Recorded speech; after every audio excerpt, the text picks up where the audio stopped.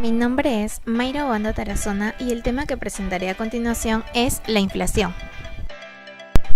En una economía de mercado, los precios de productos y servicios pueden variar, pues están sujetos a cambio.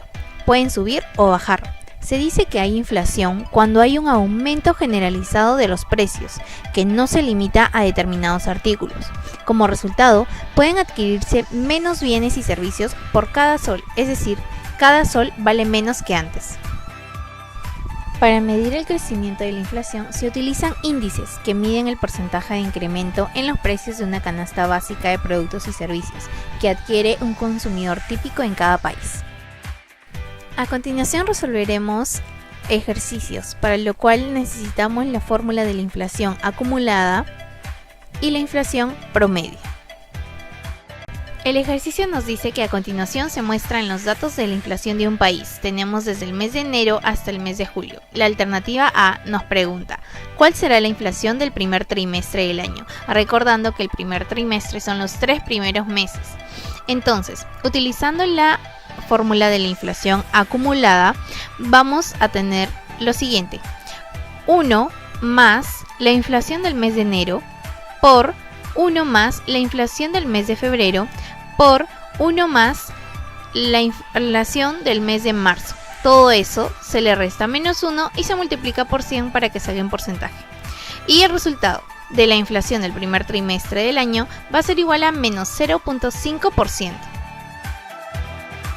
La alternativa B nos pregunta, ¿cuál fue la inflación promedio mensual del primer trimestre? Para ello vamos a hallar la fórmula de la inflación promedio. En este caso sería igual a 1 menos la inflación del primer trimestre, ya que salió negativo, elevado a la 1/3, ya que son 3 meses, menos todo eso, menos 1 por 100. En total, la inflación promedio mensual del primer trimestre nos saldría menos 0.05%. La alternativa C nos dice, si la inflación del segundo semestre será igual a la inflación del primer semestre, ¿cuál será la inflación de este año?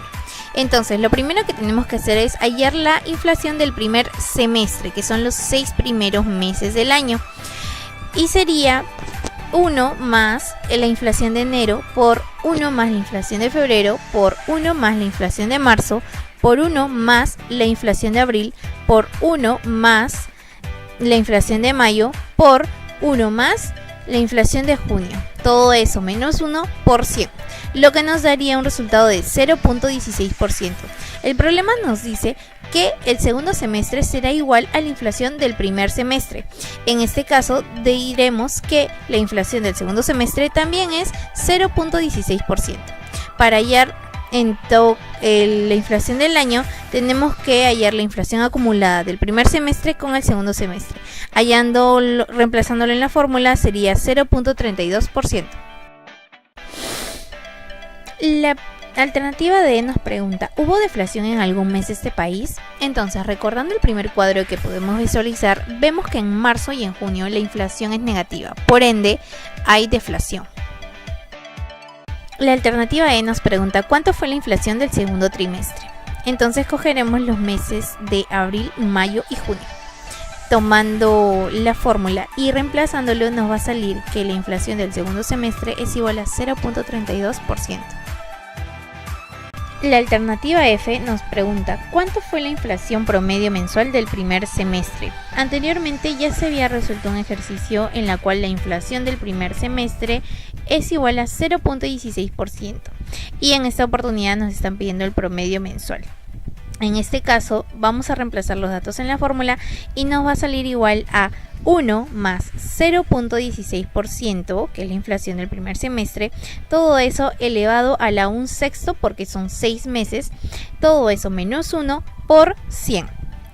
En total nos saldría la inflación promedio mensual del primer semestre sería igual a 0.02%.